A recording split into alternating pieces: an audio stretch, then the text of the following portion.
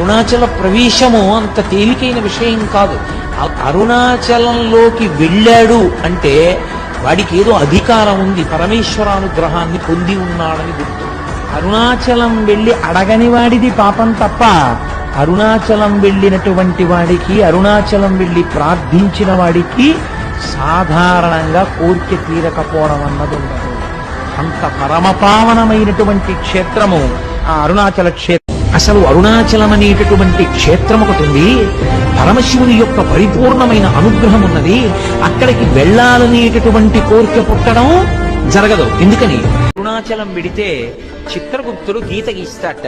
ఈ జీవుడు అరుణాచలం వెళ్ళాడు కాబట్టి తరువాత అని గీత గీస్తాడు. అంటే అరుణాచలం పట్టణంలోకి ప్రవేశించినంత మాత్రం చేత అంత గొప్ప అనుగ్రహంగా ఈశ్వరుడు భావన చేస్తాడు. అటువంటి చోటికి వెళ్ళడం, ఆ అరుణాచలానికి అంటే అక్కడ ఉన్నటువంటి ఆ కొండకి ప్రదక్షిణం చెయ్యడం అంత గొప్ప విశేషం.